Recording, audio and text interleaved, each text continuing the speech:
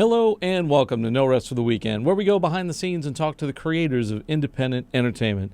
I'm Jason Godbey, and with me in the Rabbit Hole studio today, he is the director of the indie feature Angelfish, Mr. Peter Lee. Welcome, Peter. Thank you very much for having me. Hey, man, thanks for coming. Appreciate you schlepping to Brooklyn. Saw the film, wrote a review on it. It's on the website right now. Liked it. I thought you guys did a great job, and I want to talk to you about it and all the challenges and strife that you must have had going through it, because it's an indie picture. But first, I want to talk to you a little bit about you and kind of your background. So how did you get into filmmaking? Like, what's your origin story, so to speak? So I'm originally from Ireland, from Dublin, and I always thought, I never thought I could be a filmmaker, be a director. I thought it always sounded so, otherworldly, that's the thing that they do in America. That's a big thing that I genuinely remember thinking well, film directors, I can name as many as film directors as I could, astronauts. It was so absurd that a kid from Ireland. And then the more I grew up and the more that the industry changed and expanded, I kind of started to see, oh wow, maybe there is an opportunity here. But I went to religious studies, studied religious studies at university. Wow. Yeah, and it was during, like a seminary or no. So I almost did, but then I actually decided instead to go to just a university and study comparative religion at Cardiff University in Wales, which was a lot of fun. But during that course, that's when I realized, I was like, okay, I definitely don't want to do this. And then the more I kind of went into becoming an adult, the more and more I started to realize I should be spending my time doing the things that I love doing. And so I started making videos in college, music videos, just literal tiny things. I didn't even really understand that that's what I was doing. I took little videos on my HD camera. This is when HD cameras first came out and looked like the size of a phone. This is before phones could take HD video. And I cut them together and made around 30 music videos in college. And then I was like, wow, I kind of have a knack for this. And then I left university on the 12th of May, and on the 13th of May, I landed here in New York and did a film course. And then I was like, okay, wow, this is incredible. This is what I actually want to be doing. And so I threw myself completely at it. And then I went to London Film School after that for a master's in film, and then not immediately, but fairly quickly dropped out, which I think a fair few directors have done. Because I wanted to direct more and get more hands-on experience, which I think is critically important, especially for directors and working with actors. And then I decided to come out here, give it a shot. I always applaud anybody who can come to, especially New York, from another country, just because it ain't easy here. It's not an easy place to make a living. It's not an easy industry to break into. New York is its own animal, so to speak. It's not like LA, it's not like Atlanta or any other film market, and it's kind of it'll eat you up, and if you it's hit the ground running, and run pretty damn fast, because you otherwise, and you have to kind of create a family for yourself here. I mean, I'm sure you found a community here too that you could be a part of. I mean, that was one of the things. I agree with you. You hit the ground running. It's funny, whenever I go back to Ireland, the deceleration, it's you're in fifth gear in New York, and then you go right into first or second gear and everything's slower. But the one thing, it's fast here, but the one thing that I found, which was the most important thing for me, was I was trying to making film in London, and then I came here, and the one thing I found is that the opportunity, especially for indie filmmakers, is here. So it might be fast and it might be difficult, but I was used to being in a place where there's a drought of opportunity. Whereas here, you can make it. I mean, it's the classic New York thing. You can make it if you actually put the work in, and the opportunity is there. So with Angelfish, is this your first feature? This is my first feature, my first narrative fiction feature. Very cool. Yeah. I checked it out. The movie, I said it in the review, it kind of had to me, it had a 90s flavor to it, like the indie films of the 90s that I grew up watching as I was, in my formative years kind of thing as a filmmaker. And it's a very kind of basic sort of Romeo and Juliet type story, but I want to let you tell me about it and give me a little bit of what's the film about and what inspired it. As you kind of rightly said, it's a love story. It is set in the 90s, but it's not something that we necessarily try and hammer. It's not like it says at the start, like set in 1993. It's just supposed to be subtly there because we don't want to draw the attention at any point away from the love story. So it's a love story set in the Bronx in the 90s, and it's about an Irish American guy who falls in love with this Puerto Rican girl, and it's about their relationship over this kind of one defining summer. Very much kind of Romeo and Juliet-esque. It's actually based or inspired by a true story, the story of how my parents met in Dublin in the 60s and 70s. It's like the most romantic yet kind of real story, and it is that classic Romeo and Juliet, West Side Story, that kind of thing, that kind of story. But the critical thing for me was it was actually based on a true story. And so the idea being that we can tell this classic love story, this classic story of two people from different areas, different backgrounds, different worlds, falling in love and the struggles of whether or not they can keep their relationship together.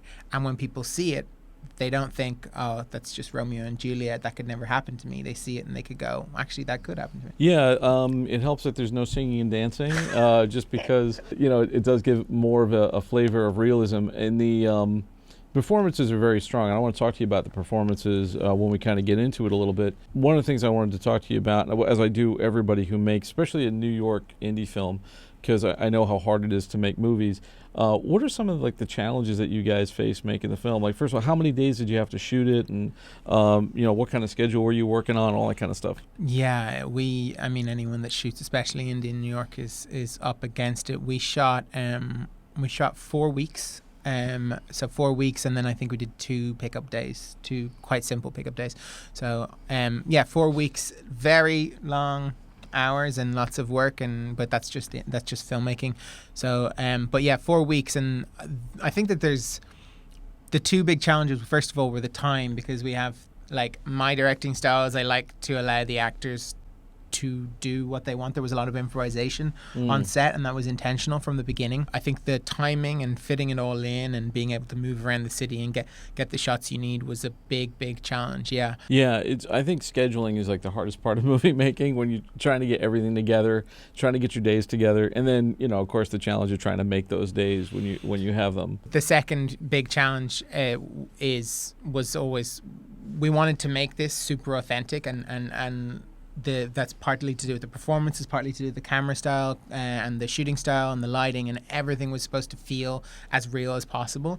And so one of the other challenges was shooting on the streets in the Bronx. And also as I said, part of my style was like, if the actor walks over there, you're following him, right? You're like, we're following him, we're going here. And we did a lot of shooting on the streets. There's a critical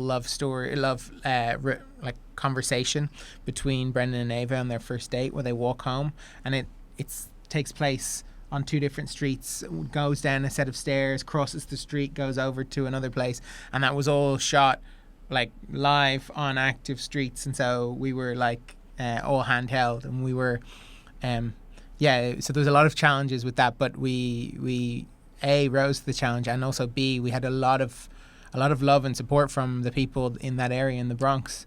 That's nice. I mean, I've literally been shooting in this town, and like, you're in the middle of a shot and somebody's like, hey, what are you shooting, man? And you're like, oh God, you just blew the sound on the take. And it can be very frustrating. And I've actually done videos about shooting in New York, and like how you just have to be patient a lot of times for stuff to happen, and there's a lot of stuff you can't control, especially if you're not like quartering off a block or something like that. We shot on we basically set, this is where Ava lives and this is where Brendan lives, and we shot on the same streets over and over again. And so, like, the people, they were like, oh, what are you shooting the first day? And then by the end of the week, they were bored of us already, and they were fine with just letting us do our thing, which was great. And as you said, desensitized them to the shooting process. Exactly. And I also think that there are a lot of movies now shooting up in the Bronx, and a lot of music videos, and people are getting more and more kind of used to it, and it's just second nature. Yeah, and I do feel like, because I've been to those neighborhoods, like I know I've worked up there and stuff, and it's a very New York movie, which we get a lot of around here because we're in Brooklyn, but you do get this like very fly on the wall, just kind of like you're tagging along with the actors kind of thing, almost like you're eavesdropping on them a little bit, and you get this very sort of the verisimilitude. I like the handheld camera because you get that documentary feel, but I don't like shaky cam.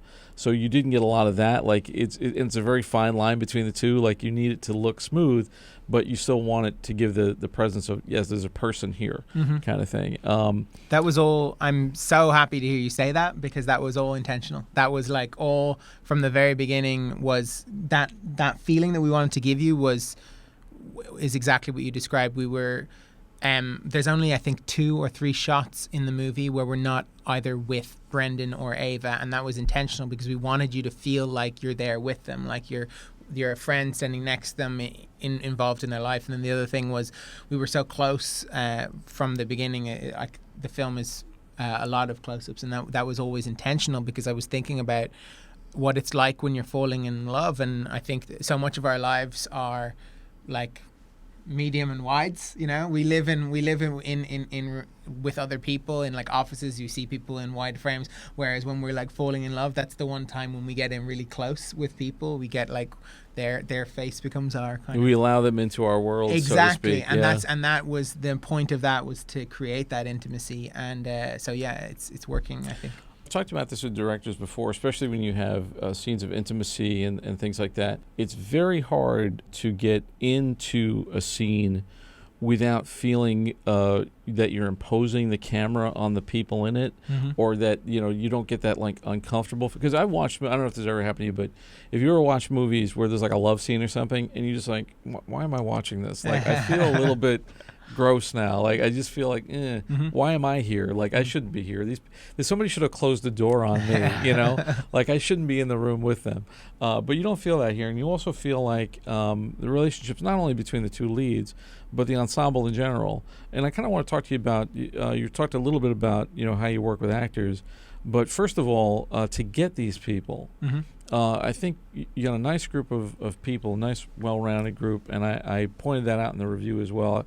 I think, if anything, because you probably didn't have a lot of bread to throw this thing together budget-wise, so you really have to rely on the performances. There's no special effects. There's no, not to disappoint you, there's no car chases in the movie or anything like that. We cut that one out. Yeah. You don't have like, there's no like drug running plots, and there's no guns or anything like really. But like you do get this feeling of these are real people in a real situation. And I think it's very hard to do. I think that's harder to do than something that's more presentational or showy. So, first of all, how did you find them? What was the casting process like? Did it take a long time? It was a dual process. The first thing, you're 100% right. About the film resting on the performances, and specifically the performances of the lead actor and actress, Brendan and Ava, who were eventually played by Princess Nokia in the role of Ava, and Jimmy Stanton in the role of Brendan.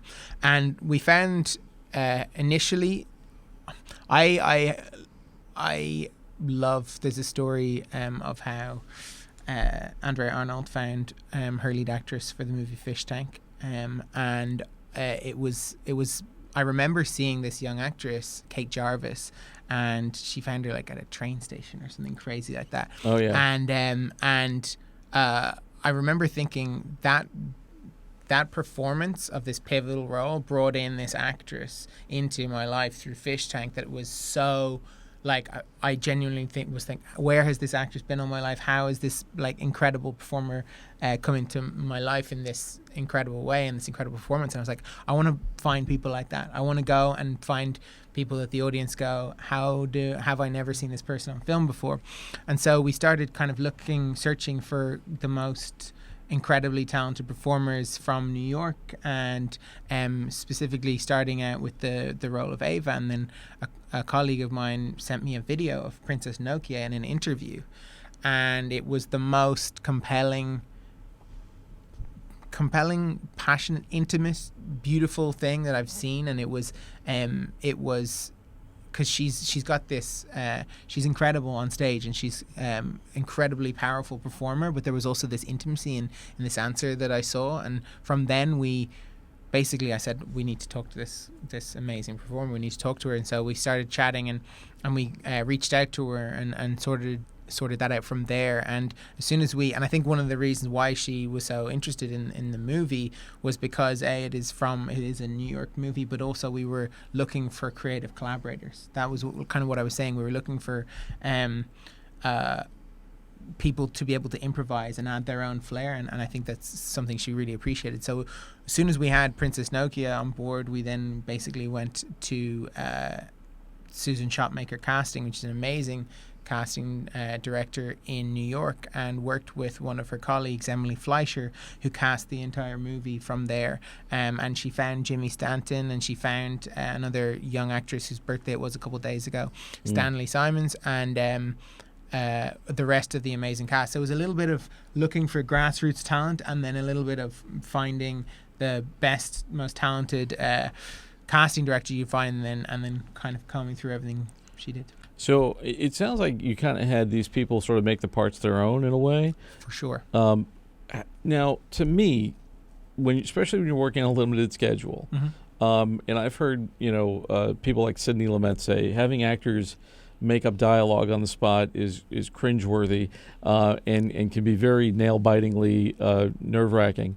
And for me, it's like if you're a writer, like you want to write dialogue. I mean, for me, I'll do something where I'll have, if I get to know the person, I can kind of write in their voice and rewrite as I go.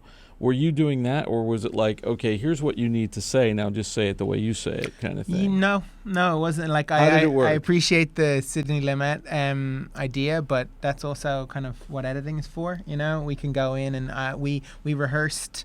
We rehearsed some of the big critical scenes, but specifically, I wanted them to be able to create, like, it was all about the performance. It was all about looking in their faces and seeing that these people are in love, or seeing that these people are feeling anguish or pain or hurt. That, as soon as you see that you're saying more, when you see that on their face, you're saying more than the dialogue could, right? And so my whole thing was, whatever we have to do to get the actor to that place, it can be reading the exact lines written down, or it can be creating something completely fabricated from what they're feeling, from their own experiences, or their understanding of the character, or it could be no dialogue at all. We did a few scenes where I literally told some of the actors, like, all you can say in this scene is no, and I'm sorry, no, and then you have to just kind of take what you're being given from the other actor, and get all of that story from their face and from their performance. So I with this film, I wasn't precious at all about the script. We had a set kind of plan, and you shoot and you have your pages that you need to get through, but as I said, like, it was, if we hit the broad points of the scene, then whichever, I was excited to see what came out of from the day. That sounds scary as hell to me, man. Like, just doing that. But I feel like there is a certain amount of freedom, and yeah, I mean, as an editor too, it also sounds kind of like a nightmare because there's so much more to go through. But there's, like, for instance, and I appreciate the not being precious part, because that's one of the things I think especially young writers or novice writers need to learn. Is like when you're making a movie, it's like plays are performed, movies are made. So like if you perform a play, it's about your dialogue. A movie not so much. A movie is like, it's about the moment, and there's a lot more. Like, there's this famous story of Chekhov, and he had this really long speech he had written, and this actress was trying to get through it, and he was sitting in rehearsal, and he saw her struggling, and he just went up and said, all right, and just crossed out the entire thing, left like 2 words, and went, you're fine. Because he realized she didn't need all that, And I did the exact same thing. There was one of the auditions that we had, a guy came in and he was reading the lines, and he clearly knew the scene because he'd done it twice. And I kind of said, listen, we kind of need to free up a bit more in this audition. And after 2 goes through, he still had the lines in his hand, even though I knew he knew it and he knew the nature of the scene. He'd shown me that already.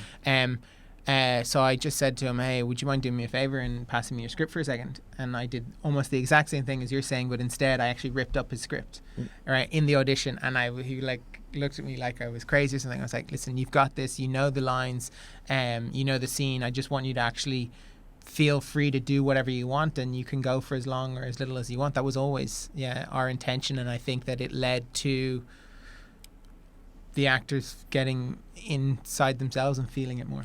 Well, it's a lot of trust too, man, because you're trusting them with this material and trusting them to come up with characters that are real. And not everybody can do that. I feel like a lot of times it usually goes to one extreme or another. Like either you have this over controlling director who treats the actor like a puppet, or a very laissez-faire kind of director who doesn't do anything, and the actor's like, "Am I floundering? What's going on? I don't know what I'm doing." So to try to be like sort of this gentle guide, I think it's a very intuitive approach. I think like you have to kind of just trust your gut. Yeah. And you probably know it when you hear it, I would imagine. Well, I mean, that's the part of the way you get those performances is by casting amazing actors, which we did, especially in Jimmy and Princess Nokia. And then it's giving them the time to be able to get into the feel of how the production works. It's funny because you have the core group of cast, then you've got like some day players that come in for specific roles, and every actor that came in, I had to like say to them, okay, this isn't like the last TV show that you did or the last movie that you did. You can do whatever you want as long as you hit the beats. You can improvise, you can go crazy, and there's some amazing things in the movie that are like improvised off the top of their headlines, and the purpose of that was to make it feel like it's real. Because if you believe the world is real, if you believe the relationship is real, if you believe the people around them are real, then that sells the entire thing, and you can believe the story's real. I like the supporting cast as well. I mean, we talked a lot about the leads, and they're very good, but one particular standout, I think I wrote this in the review, is the one who plays Brendan's mother. Erin Davey. She is terrific. Not a great mom, but she gives a really believable performance. I also liked her family very much. It felt very much like a family. It felt like you just cast her family. Like I don't know, was anybody related to her? No, they were. Everybody felt like, did you just like follow her home, kind of thing. And then the other character I really liked was the deli manager, Brennan's boss. Yeah, I thought he was kind of like this nice sage kind of thing, and to me, I had Romeo and Juliet in my head, so I was like, oh, he's the priest, you know what I mean? And you've got like the sister and all that kind of stuff, who's kind of like the nurse, and I just kind of played it out that way, almost as if they were archetypes, but I kind of forgot that, as I was watching. I think the only thing I thought about the movie critically was like I thought I could maybe use some more of it. But I realize it's like an indie film and an indie budget, and maybe it's good to leave them wanting more a little bit. When you say more of it, like just out of because that's super interesting to me. Like just more time in the movie, or more like you wanted to know what happened afterwards, or. Well, I think it's interesting because the end. Well, I'm not going to give away the ending. Yeah. But the way you left it ended, it does kind of leave you thinking, kind of thing. Oh, I love that. Yeah, I love that. Some people love it, some people hate it. I think, and you get viewers who say, please spell it out for me. That's so. They love the end. It's a love it or hate it kind of thing. Well, this is the thing: my feeling on it is like, I don't need to know any more than what happens at the end of the movie,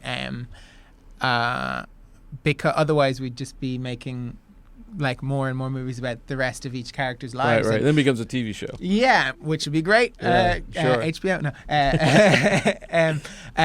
But no, I appreciate that. And some people have said to me, I loved the ending, and I loved like where it landed, where it finished off. And some people are like, I want to know more. I want to know more. And I'm like, that is great to me, because that's all you want people to get, the film and the story that you want, but then you want them actually thinking about where things are going. There's also the sort of Hollywood version of it, which would have been more like, West Side Story. Somebody pulls a gun, there's a gang fight, the car chase, and then maybe singing and dancing, but it's what I'm saying. Like there's that feel, whereas you kind of didn't fall into that trap. It's got all the time all the time. It had to feel like this could happen to you or somebody or this kind of love, this kind of relationship, this kind of thing could happen to anyone. And there's not a huge amount of car chases in my life, so one or two, but so it was all about making it real so that we could carry that story across the audience. It's great. I think it's a lovely film, and if you're looking for that type of film, you're probably not going to see it playing next to Avengers 5. But I'm going to wrap up here in a second. But if people want to know more, if people want to find the movie's currently on VOD. Yeah, it's available right now on iTunes and Amazon and Google Play and everywhere, but mainly iTunes. And also people can find out more information on our website, angelfishmovie.com.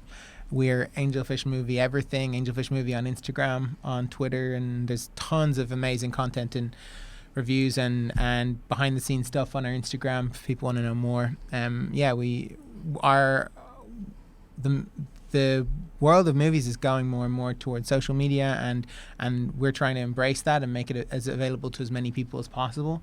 And we're trying to make it as open to as many people as possible. So there's lots of great stuff on our Instagram. I think movies like this are probably going to be found more on streaming these days. It's almost a shame that they're not in theaters more. Mm-hmm. Maybe at some point, I know that you guys have talked to certain festivals. You guys went VOD right away, but maybe you'll have some more screenings later on that people can catch it in a theater. But it's nice that it's accessible and it's there. Yeah. But thanks so much for coming, man. Thank you so much for having me. I'm going to wrap up, and thank you all out there for taking this trip down the rabbit hole. For more episodes of this show and for more of our content, including our movie reviews, you can find them on our website, norestoftheweekendpodcast.com. You can also subscribe on your favorite podcast app. And now we're on Patreon, so you can find us on patreon.com/norestoftheweekend. Once again, just going to give a quick thanks to Peter Lee. Thanks so much for coming. Thank you so much. And come down anytime you have a project and let us know about what you got going on new. And for Behind the Rubber Productions, I'm Jason Godbey. Thanks for joining us. We'll see you next time.